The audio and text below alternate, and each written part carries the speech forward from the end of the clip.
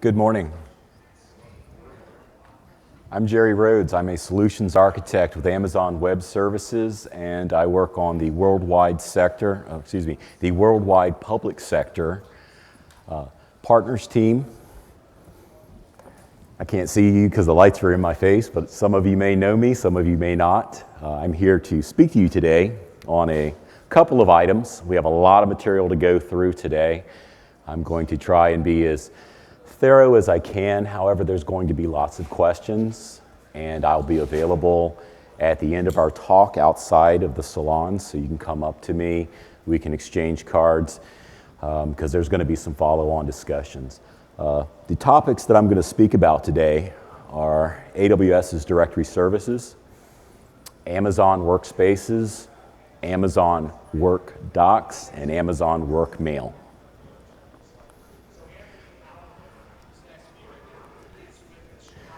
Even though the agenda is redundant of the title, I'll just flip through that. So the overview, what is Amazon Directory Services? It's a managed directory service or directory as a service.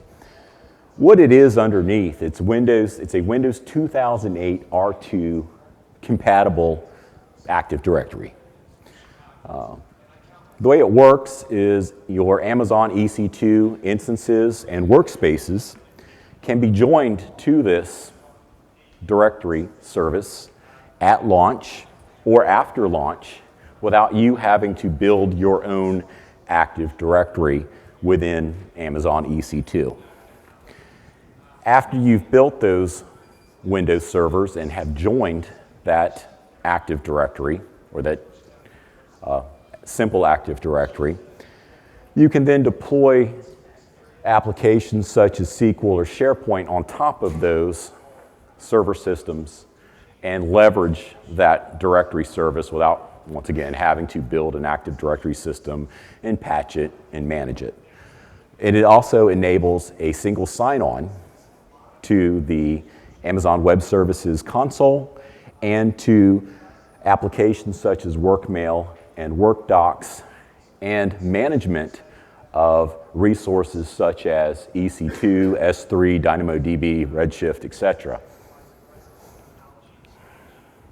And as I said before, alleviates you having to go in and build Active Directory domain controllers, put antivirus on them, patch them, monitor them for health. When they go down, rebuild them. We take care of all of that for you. So you're asking yourself, okay, tell me a little bit more about this. Well, it actually comes in two modes. And the first thing I'll tell you is what it's not. The directory services, it's not a replacement for your on-prem directory. It comes in two modes, Simple AD, which I'll go into on the next slide, and the AD connector. The Simple AD directory mode. What that is, it's a Samba 4 system, so it runs on Linux. It only can live in the AWS cloud. So if you have an on-premises environment, your workstations and servers cannot domain join that Active Directory. It only lives in your virtual private cloud. So your EC2 instances, your Elastic Compute instances that are in your virtual private cloud can join it, but on-premises cannot. Supports applications such as SQL, SharePoint. If you build your own .NET and you need to have identity and authorization against those .NET applications you built, you can also point it to that Simple AD as well. Supports Kerberos, group policy, everything that a normal Active Directory system would support. You manage it. You don't manage it via the AWS console. You would actually use your familiar Active Directory MMC snap-ins, such as the users and computers. You can use the sites and services, the DNS snap-ins. You can also use other LDAP tools that you're familiar with. You can use the command line tools, such as the CSVDE import, dsadd, dsmod, those tools. The prerequisites for it, you need a virtual private cloud. It does not work in EC2 Classic. Those of you that have been working with Amazon EC2 for any length of time would remember probably about 3 or 4 years ago, we had something called EC2 Classic. It was before the advent of the virtual private cloud. The way that it works, and I'll go into this in a few slides, the way that Simple Directory works and the way that endpoints work for it, you need a virtual private cloud. So if you have EC2, you want to migrate into VPC prior to deploying Simple AD. You need, when you do set this up, we stress keeping it fault tolerant. Those of you that may have watched some of our presentations on our AWS YouTube channel, notice that we always talk about fault tolerance because everything fails. And if something were to fail, the way the system's designed is we would go ahead and fail over to the other instance for you, rebuild that instance, and bring it back up, which is the reason we would we use elastic network interfaces. Those of you that who's all familiar with elastic network interfaces in EC2. So with elastic network interface, I can take that NIC card, basically, that NIC, and I can move it between machines.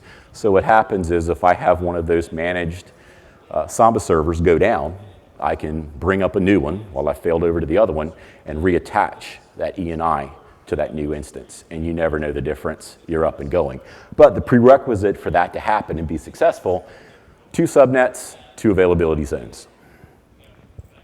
And we also have to create a security group, which those of you who's familiar with security groups in AWS. The security groups, with an Active Directory system, you know that there are a plethora of ports that you need to configure. You'll have to set up a security group. Actually, when you build the Simple AD, we set that up for you. And the next slide will actually, those of you that deal with Windows AD probably recognize these ports. We set those up for you and put that in a security group that is bound to those Simple AD instances. In addition to that, the other part of the managed service is we have the ability to do snapshots. We automatically take snapshots every 24 hours of your managed directory, and you have the ability to take manual snapshots whenever you need to. So if you're making changes to your directory, you may want to go ahead and take a snapshot first, make the changes. If changes didn't go the way you liked, you got a snapshot from 5 minutes ago, 10 minutes ago, you can revert back to that snapshot, or if something were to happen throughout the day, you have last night's snapshot to roll back to.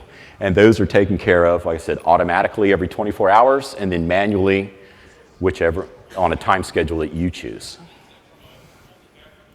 The next mode is the AD connector mode. Now, the AD connector mode is where you want to take your on-premises AD, more importantly, the contents of what's in that AD, those users, passwords, policies, group policies, and apply them to your EC2 instances in the cloud, or EC2 instances in your VPC.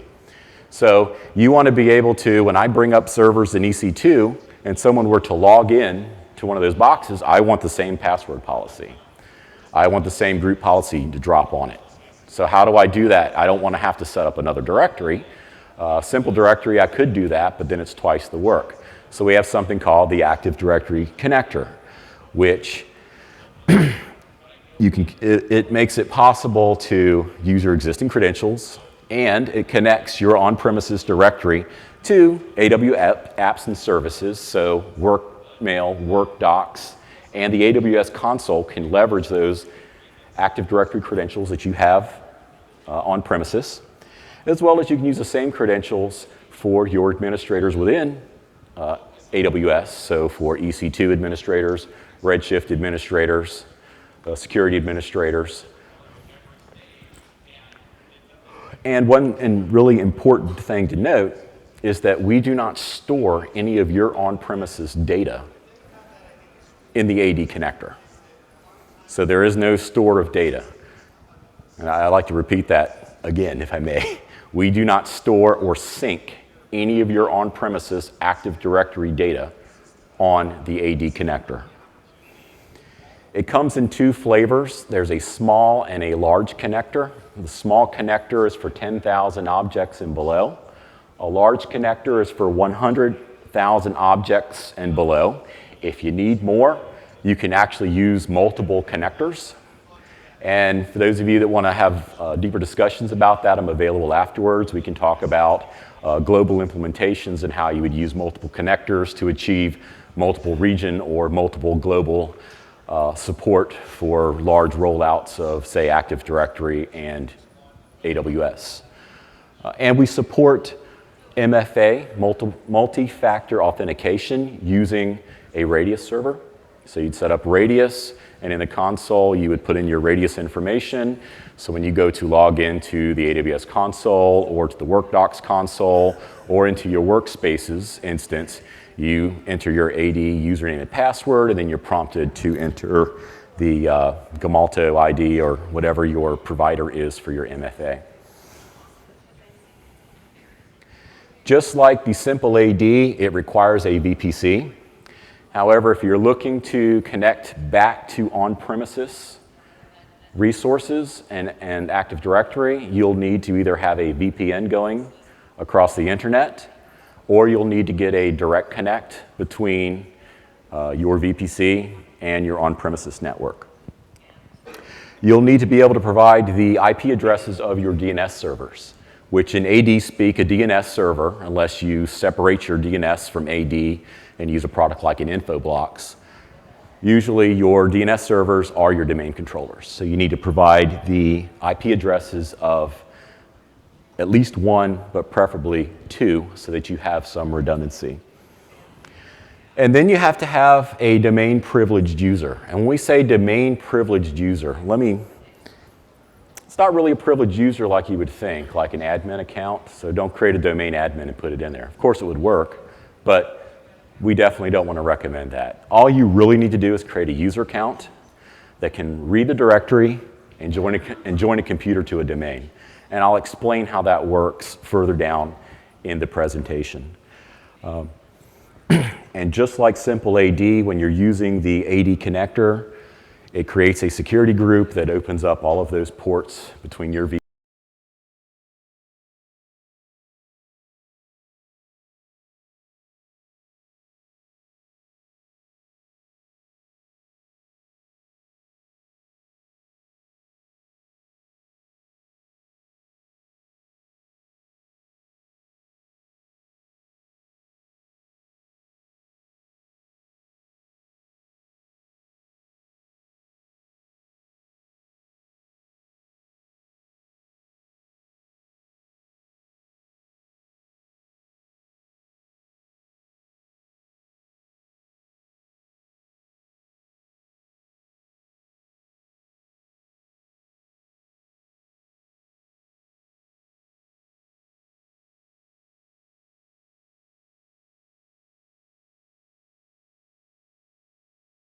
my work.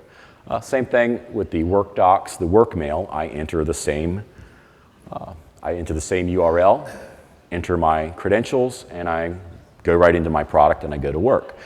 Because of that, it has to be globally unique. So when I start, I can't have a Moby app and have multiple connectors as Moby app. So there'd be like a Moby app 1, Moby app 2, Moby app 3. So when you choose this, choose wisely. And once it's been chosen, it can't be undone, so you'd have to redo the connector. It's really easy to undo it, redo a connector after you create it. It's much harder after you have deployed WorkSpaces, WorkMail, and WorkDocs, because then before you can delete a connector, you got to remove all of that. So the good news is you can't accidentally delete a connector if you have services tied to it. The bad news is if you need to do that, you got all that coordination you have to do before you can delete the connector. With the console, and I explained that, really kind of went into it on the last slide. So I'm not going to go over this. Like I said, we get a lot of information to cover, so I'm going to kind of fly through this slide as well. But there's the URL typed out. If you go to mobyApp.awsapps.com/console, if you don't want to go to console/workdocs/workmail, and that just drops you right into the services. Otherwise, if you just go to the mobyApp.awsapps.com, it just drops you into WorkDocs.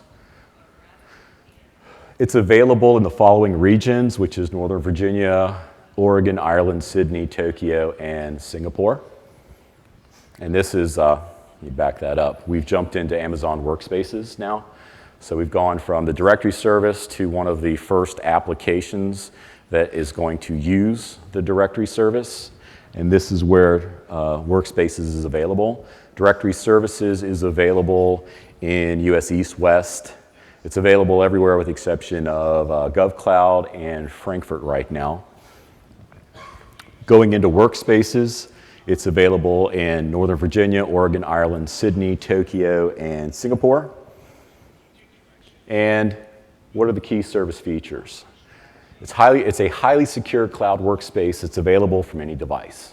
And those devices can be things like your Kindle, your Android tablet, your iPad, as well as your PC or Mac with the appropriate client installed. It's persistent, highly secure, cloud-based storage. And that means you have a D drive, if you will, that is backed by Elastic Block Store, our EBS. Those of you that are familiar with EBS, your D drive is an EBS volume. And it is automatically backed up by us to S3.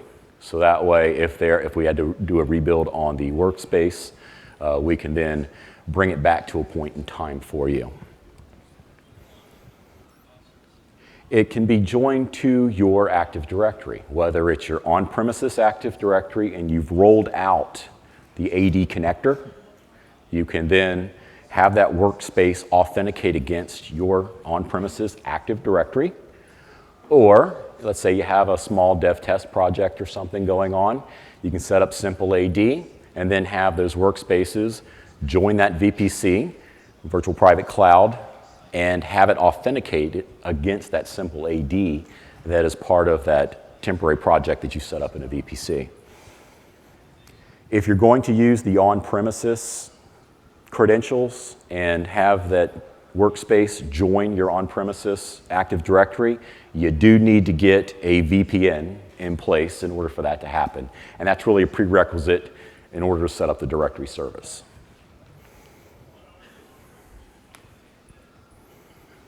Like I said, previous slide, your devices that you could use, you can use the iPad, you can use the Kindle Fire HDX. What's so cool about the Kindle Fire is you can connect a Bluetooth and mouse to it, Bluetooth, and you can plug in your monitor and use it as a workstation, which is kind of cool.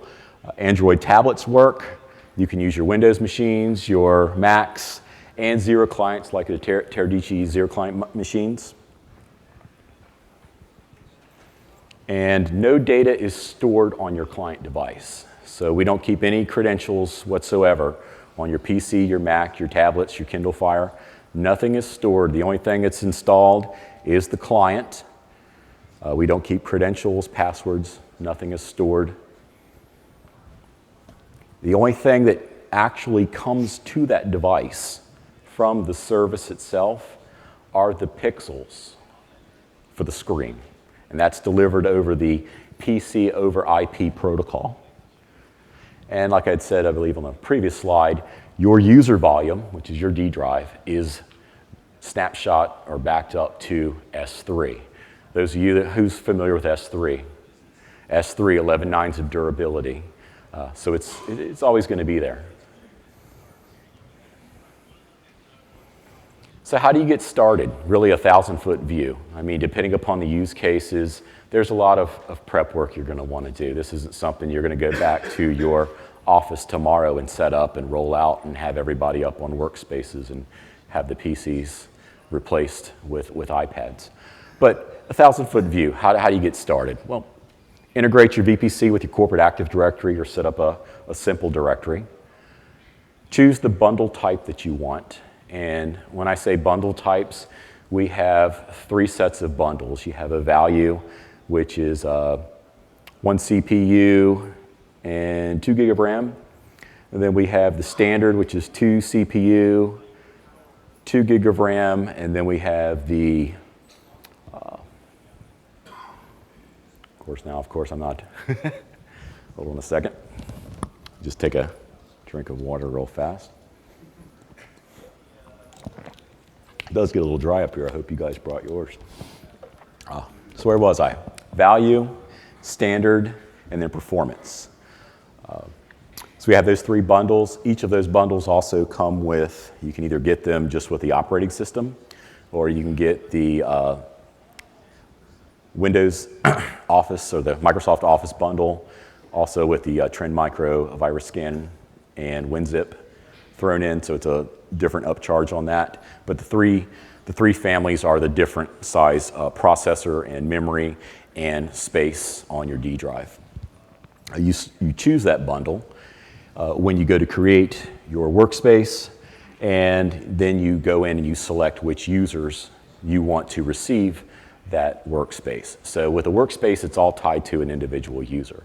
So if I were to create a user for Jerry, that workspace is always going to belong to Jerry. I can't have Sally log into that workspace. Sally has to get her own workspace.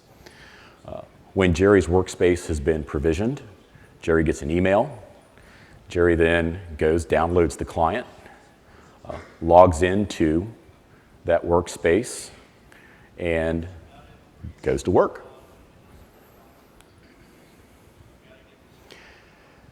This is really how we actually put everything together. So you have your corporate on-premises network, and I know it's probably a little hard to see. Can everyone see that? And so this is your premises network. And this is a virtual private cloud, but it is a managed virtual private cloud managed by the WorkSpaces services team. And in there is a WorkSpaces instance, and it's dual homed. So you'll see there's Ethernet 0 and Ethernet 1. Ethernet 0 connects over to the WorkSpaces gateway. And that gateway is going to connect your workspace over to your client device, whether that be the iPad, your Mac, or your PC. In this illustration, I'm showing it going between your corporate network and the WorkSpaces gateway. But in reality, it could be between Starbucks and your WorkSpaces gateway. Ethernet 0 will serve the pixels back and forth between the gateway, actually between the workspace and the client device or the client software. And that's all that goes back and forth, and it goes over the UDP 4172 protocol. It's actually streamed UDP. Very fast, very efficient. One thing that is up here, and I think it's disappeared, is that the operating system itself, it's Windows 2008 R2 running the Windows 7 experience. So most of your programs are going to run in it. Some of the programs that may do a kernel detect, that may detect that it's server and may have an issue with it, may not work. So we do advise that prior to rolling something like this out, you do want to test all of your applications thoroughly to make sure that they will run in this environment. Now, Ethernet 1 or ETH1 is what you're going to connect to your corporate VPC. So you have a corporate VPC. This is the VPC that you own. Now, these two, the Ethernet 0 is built into the workspace device itself. ETH1 is an elastic network interface. That comes in handy if you have to rebuild the device. I just reassign the E&I to a new device. That's where you connect back into resources that are in your VPC, as well as you transverse out the internet gateway to the internet, or if you're not putting internet routable IP addresses, you're using private addresses, you would then go through something such as a NAT to then go out to the internet. As well as you would also access your resources within that VPC, and more importantly, let me go back here, you would then go across your direct connection to access your resources that are back here on-prem. Now going to the next slide, I've actually got the 10 steps to connect over how we do authentication in WorkSpaces. And the first thing that's going to happen in WorkSpaces is the workspace is going to initiate authentication to the OAuth gateway, and it's all over SSL. And one thing I want to say before I really get into this, everything that's happening to the left of that AD connector is in SSL. So this stuff is secure. We're not running anything wide open plain text. Everything is in SSL. So I just wanted to make that clear. If I don't say SSL, I just want you guys to understand it's SSL. So if I don't say it, everything to the left of that is SSL. So WorkSpaces, the first thing that's going to happen, number 1 up on the screen, WorkSpaces is going to initiate authentication to the OAuth gateway via SSL over the public internet with the user credentials. And that's just for, we can have other discussions. Those of you afterwards would like to come and talk to me, we can have other discussions about going over the public internet versus going over Direct Connect. But for this illustration, I'm using public internet for that initial OAuth gateway connection. So the second thing that's going to happen is the OAuth gateway is going to send the authentication request over SSL to the AD connector. It's your AD connector sitting there to the left, and you see the 2 ENIs that are then hitting your VPC, pointing to those Active Directory domain controllers. Third thing that's going to happen is the AD connector is going to do an LDAP authentication to AD. And then number 4 is the client is going to receive the OAuth ticket back from the gateway based on the authentication request. And then we're going to jump over to 5, where the client requests the WorkSpaces gateway IP from the WorkSpaces broker. It's the WorkSpaces broker. I don't know if you guys can see this, but in the middle box here is the WorkSpaces broker and it's also the WorkSpaces connection manager.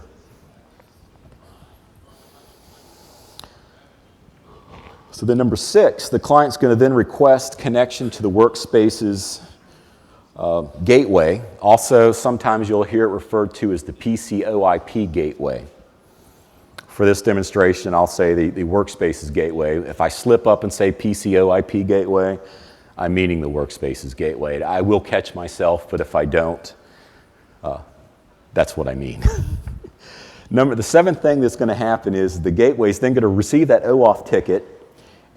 It's going to retrieve the user creds over SSL again from the WorkSpaces connection manager. And then we're going to jump to number 8, where the WorkSpaces gateway is going to initiate a Windows login to the WorkSpaces via the AWS private network. So that's a WorkSpaces icon right there. And from there, it's going to jump into 9, which is basically doing a Control-Alt-Delete, which is the user login to Active Directory.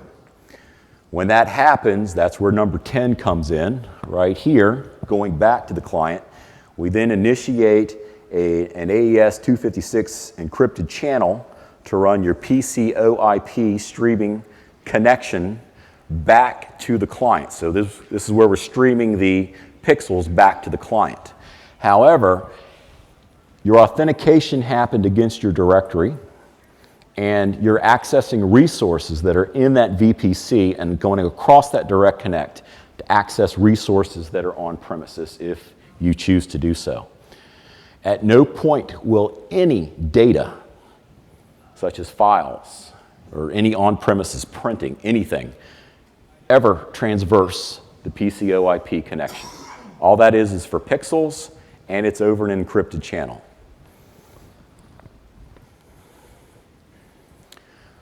Now I'm going to jump into Amazon WorkMail. So what is it? It is a highly secure email and calendaring service. It integrates with your existing corporate directory, or it can also integrate with the simple AD as well. You can control the keys that are used to encrypt your data at rest, and you can choose which location, meaning where you want to set up that mail organization. So you get to choose where you want to set it up. Do you want to set it up in US East, or do you want to set it up in Dublin? It's your choice. Very important. So when you set something up in US East, it's not going to replicate off to Dublin. It's not going to replicate out to Sydney. If you want mailboxes in Sydney, you feel free. When we have the service down in Sydney, we don't have it yet. Feel free, though, when we do have it in Sydney, we have it in Dublin, feel free to set up an organization down there and put some mailboxes down there. But until then, if you want mail outside of the country, the onus to put the mail outside of the country is on you. We don't move the mail outside of the country. We don't move the mail outside of your organization. What the service itself, the devices or the clients that it supports the Outlook client, both Outlook running on Mac and Outlook running on Windows. And it supports anything that's running the Exchange Active Sync protocol. So that means your iPhones, your BlackBerry 10, your Android, your Kindle, and we have a pretty slick web interface, so you can launch your favorite web browser and go into the WebMail piece as well. Right now, what the current limits are, we're still in preview. You can have up to, we have a free tier, you can have up to 25 users for a 30-day time period for free to check it out, kick the tires. Once you hit 30 days, if you stay with us, you'll be charged. It's $4 per user for a 50 gig mailbox. You can send and receive attachments or mail and attachment that's up to 25 meg. And you can have up to 500 recipients on mail that you send. And you can send up to 3,000 emails within a 24-hour period. Anything more than that, you could use our simple email service. And you go through a vetting process to make sure that you're not spamming and sending out things that you probably shouldn't. And once we vet you, then you can send out however much mail you need to send. But that would be for another talk. Some facts about WorkMail. Your data at rest is encrypted. You get to you create the key and manage that key through the Amazon Key Management Service, or KMS. Data in transit is encrypted. So using Outlook and then using the client on your iPhone, iPad, and Android devices, that's all SSL encrypted between the client and the back-end mail service. We also scan your mail for spam, malware, and viruses. But we do recommend that on your end device that you do provide another layer of security and do some scanning there as well. So don't think because we scan it for you that you don't need to install virus scanning on your local machine. You still want to do that. As I'd said before, or may not have said about this service, but just like our WorkSpaces service, it integrates with your on-premises Active Directory, provided you're using AD connector, or you can use the simple AD if it's something quick and dirty you want to set up, or a dev test environment you need to set up some mailboxes. And you can bring your own domain name. We will verify that prior to just, we don't want you to go in there and say, okay, I'm authoritative for Amazon.com and start receiving mail. We do check it out, so what you would do is you would go to your DNS registrar and you would put in a TXT file, and then we verify that TXT file exists, and then we go ahead and verify you, and then you're then authorized to start sending and receiving mail using the @courtname.com that you've chosen. We also support Active Directory distribution groups, so you can go into your users and computers, set up a group, assign an email address to it, put your users into it, and start sending mail. Supports mobile policies, so you can remote wipe devices. You can also cut off mail to those devices. You can put in policies to where it requires a password in order to get the mail onto the device. You have to have the device encrypted, so that the type of policies that you're used to with the remote wipe functionality, that exists as well. And it integrates with Amazon WorkDocs, but I put an asterisk there for a reason. The asterisk is you would have to use the web version of WorkMail in order to use that integration. Currently, while we're in preview, and this is as of yesterday, so I checked last night, make sure I'm not lying, we're in Northern Virginia and we are in Ireland right now. And I'm going to switch gears now, and we're going to go into the Amazon WorkDocs product. With Amazon WorkDocs product, it's really a central file hub.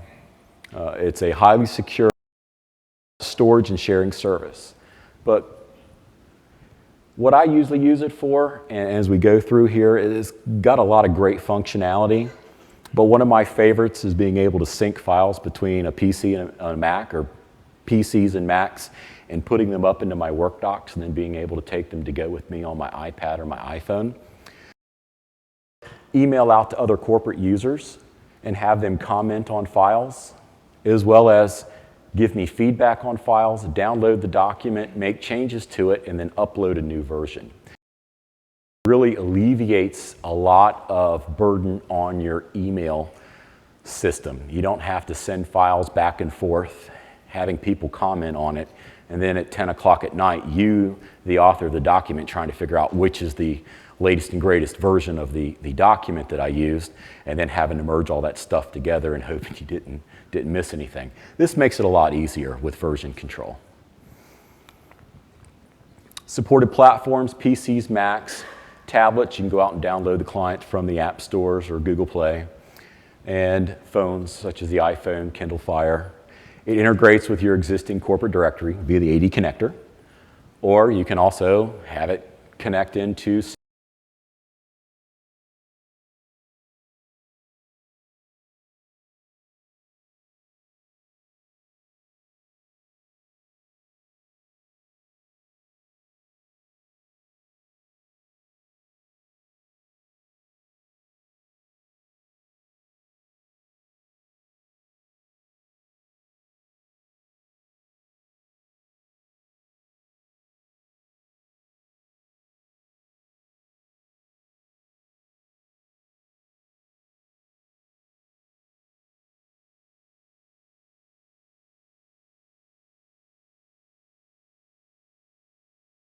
give you the choice to do that.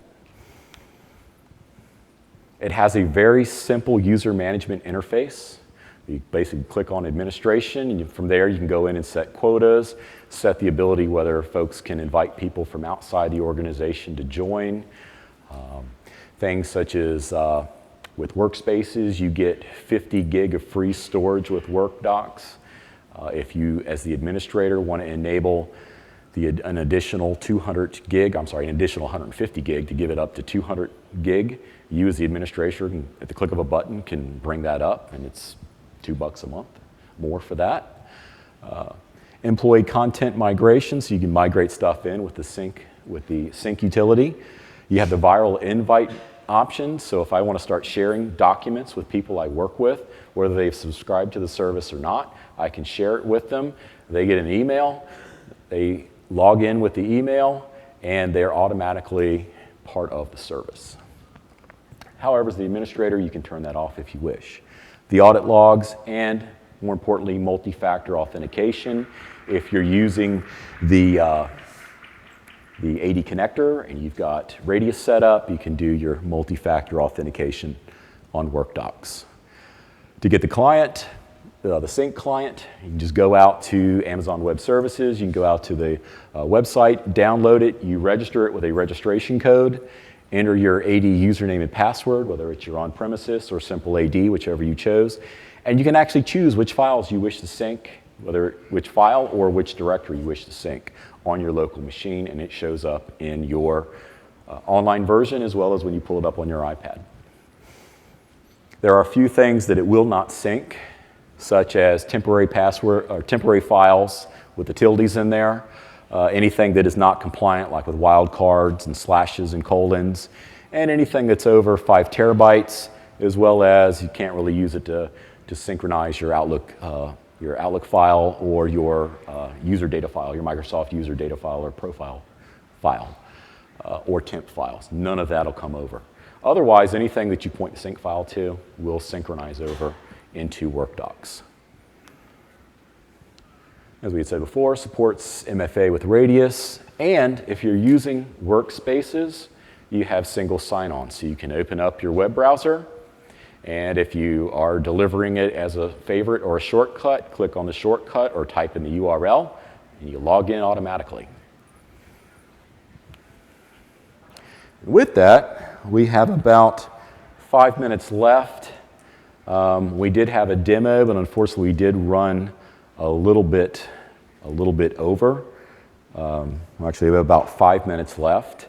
What I can do is I could start the demo, have the folks in the back start up the demo, and if they could forward it all the way up to, if it's possible, forward it all the way up for me. If you guys could hit the forward button, and I can tell you where to stop. Or what I would do is just show you how, if you created, take it all the way up to about the last, I'm just going to forward all the way through, just because I want to show you what it would look like to deploy a brand new user into WorkSpaces. Go ahead and reverse a little bit, go all the way back, and go forward. Stop. Okay. Go ahead. We're going to go ahead and connect. A guy that I work with by the name of Damien Zell. We're going to log him into his workspace for the first time. It's a little hard to see. However, I logged him in. You're seeing that I've delivered the wallpaper. I delivered his picture via the thumbnail attribute. I have a little PowerShell script that drops it into the user profile. And I have Outlook launching on his first login, as well as link popped up. He automatically logged in there. And Outlook is launching. It did an auto discovery, 0 configuration. This is Damien's first time logging into a workspace that was created for him. So when you have a brand new user, once you have their WorkMail set up and their workspace deployed, this is about 45 minutes. It's about 25 minutes to set up a workspace. Once you have that done, when you give that user the credentials to log in, they log in with their password and they're up and going in Outlook, as you saw, within under a minute on their first login. Outlook is configured, their link has popped up, and we have the Windows Office or Microsoft Office already installed, as well as any other local software that they'll need.